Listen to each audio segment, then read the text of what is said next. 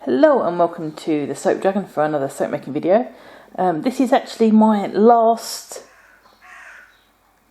excuse me crows, it's my last milk soap that is using actual cow's milk. Every other milk soap from here on in is going to be soy or oat milk or whatever. So it's my last non-vegan really soap mix. So for this one I want a really bold design with contrast between just two colours. So I've got ultramarine blue and titanium dioxide, so that's the only colours I'm adding to this, which would have been great if not for the milk. We'll get to that towards the end.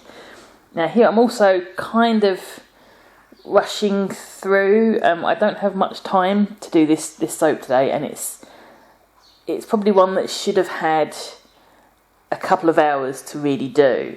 I've now wandered off because I realised that I'm going to have excess that I want to do something with, so I'm going to find a mould to put it in. But this soap, if I'd have taken a couple of hours, I would have done each layer individually, which is a pain in the backside to do because you've got to measure everything out and do it that way. But that would have guaranteed flat layers, because the original design was for 7 or 8 flat layers at the bottom and then the kind of sunset over the sea on top. But in the end I kind of let it go to pot a little bit. I let it do its own thing because I think it needed it, and it needed more life and movement, and it got a lot of life and movement, probably more than I intended. So here goes me being not at all organised. So as I said, I only had about an hour to make this, so I'm kind of rushing through the process. And I've actually got 2 batches worth of soap. So in the jugs here is 1 batch of soap, and then in the bowl you can just about see at the bottom corner there is the rest of the oils for the other batch, which is a great idea. So I could actually get the layers in first and then do kind of the bulk pour afterwards. But I didn't quite get the colorant right in the second batch. So the whites I'm pouring here is a really nice, vivid, kind of bright white, whereas the white that comes out in the final soap isn't quite there. It's got too much of that kind of milky, yellowish colour to it, which is aggravating. But, you know, these things happen. So I think this is also my first soap. Not my first soap. It's one of the first times I've actually used a combination of a moulded insert and soap dough, albeit quite simply. So I'm just kind of blobbing in the layers. I've kind of given up on trying to get them all flat, because trying to get flat layers when the batch is accelerating on its own is really difficult. So I'm just kind of ladling in. Before this point I was measuring each layer because I worked out exactly how much I needed to get a 4mm layer. Now I'm just kind of, yeah, it goes in as it will, because you can see in the jug there it's becoming a little bit yogurty. So trying to do anything more complicated than that was going to be difficult. But I do like this kind of huge contrast between the blue and the white. I'm tempted to do something quite complicated in the future, more like a Delft pottery kind of thing, which is all blue and white, but I don't know, that might be a little bit too complicated, and it will mean a lot of kind of measuring of layers and bits and pieces and all that kind of thing, which I don't mind doing, but it does take a lot of math essentially, and I really dislike having to prep so much in terms of doing numbers and writing things out and all that kind of stuff. If you want to see a lot of layer work and layer calculation, go and see Lisa at I Dream in Soap. Her soaps are fabulous and fabulously complicated, because she does all manner of calculations and all that kind of stuff to get precise layers and precise volumes of soap and all this kind of stuff. I really don't. I haven't changed any of my soap formulations. Well, the formulations are the same. I still make, I use 1 kilo of oils, and I know full well that 1 kilo of oils in a soap batch is going to make 1 loaf plus 2 or 3 bars.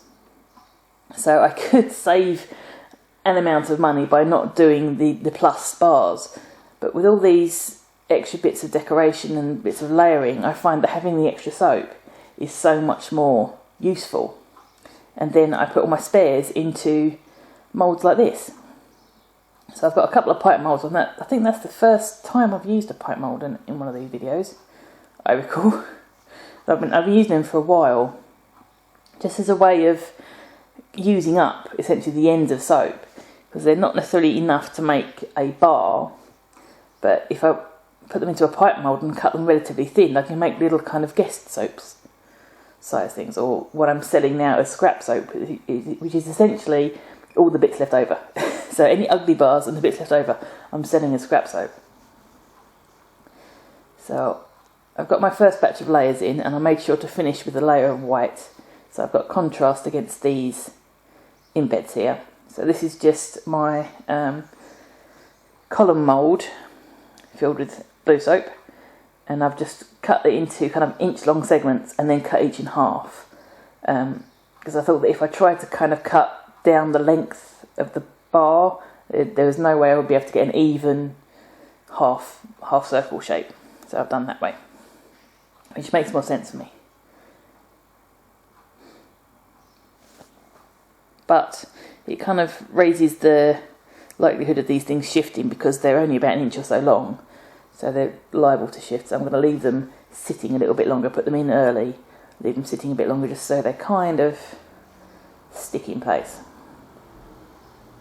And I've ended up with a ball. I always end up with a ball of whatever, and those have been going into bags for a scrap soap in November. So this is the other half of the batch.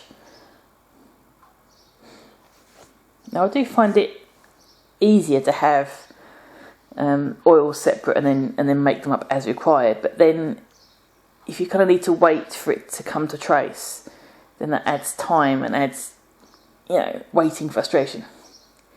So I don't want to overblend this, because I don't want kind of bubbles to appear around my embeds. But I probably could have blended it a bit more, so the embeds didn't move so much. But again, if I wasn't rushing, I would have taken this a lot slower. Admittedly, on point, if you're going to clean the inside of your blender, turn it off first, just in case. Anyway, so yeah, if I had the time, I would have been a lot slower and a bit more kind of measured in this. Albeit I have sped this up. This is about 1.5, 2 times actual speed. So I'm not working this fast normally. But it just does seem way too fast. And I think I've said this before, you should never start soaping with a time limit in mind. Yeah. Admittedly, if you're just doing a single coloured loaf with just kind of a bit of texture on top or something, then that's going to take you maybe 20 minutes, half an hour. But for something like this, you really need to say, okay, I'm going to take at least an hour, and expect to take an hour and a half, just so you've got the time to get everything done in the right way. And you see this soap batch is going on like milk, because it is so runny, which is great for some things, but not particularly for this.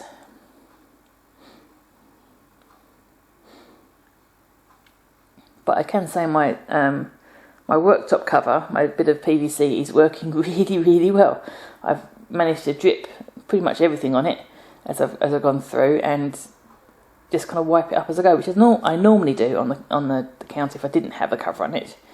But this way I'm not too concerned about it. I'm not worried about wiping stuff down and cleaning up after every little spill. I'll give it a bit of time whilst I do something else, so it's not so bad. So these embeds are, I was actually looking for an extruder disc with the right shape. I couldn't find one. So it's essentially a long, thin piece of soap dough, then pinched up into a V shape to look somewhat like a flapping bird in the distance. I think some of them work better than others, but because of their kind of the V shape, they kind of float nicely in the soap, which is useful for this. but I wanted it a bit more liquid so that the soap would actually go into the V properly. And it does in the end. I don't have any bubble issues. But as you can see, when I start pouring the next bit of whites, it's just a bit too runny. I could have waited another 10 minutes or so because they're just shifting too much. So most of my birds are in the kind of the top corners of the soaps where it's kind of pushed outwards.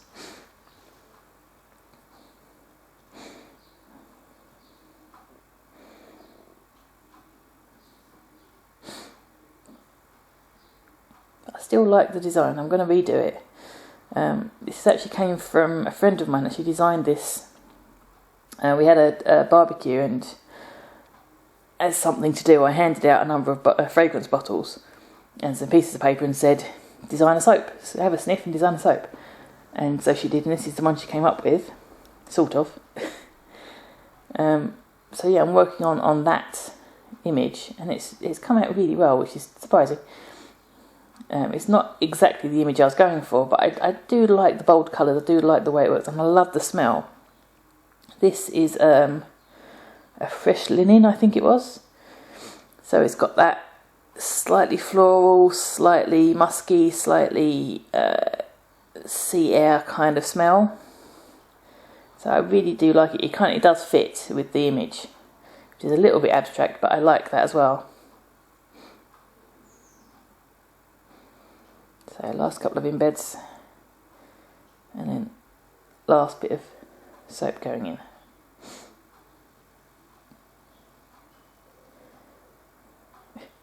I'm switching between pouring over a spoon, pouring over the spatula, or just letting it go. Not quite sure which technique is working better. But, oh well. So this is about 24 hours later. And I find it much easier to layer soap onto some greaseproof so I can lift it without kind of indenting, because even after 24 hours they were still a little bit soft.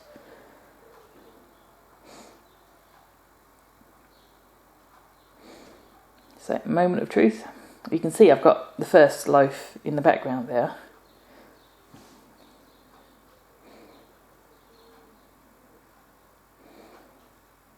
And it just cuts so smooth. I love it.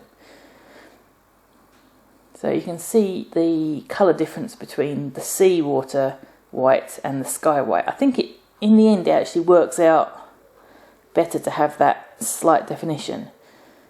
But maybe not. I think maybe I should have had a really thin layer of blue just before the sky, so it would give it that proper separation, and then have a pure white on the top. I'm not sure. This one's in my pile of soaps to retry at some point. But I do like it. I like that my birds have come out pretty well. I think some of them are a little portly birds, but it still works. You still got that nice contrast, that nice image. So that is my blue sky soap. Thank you.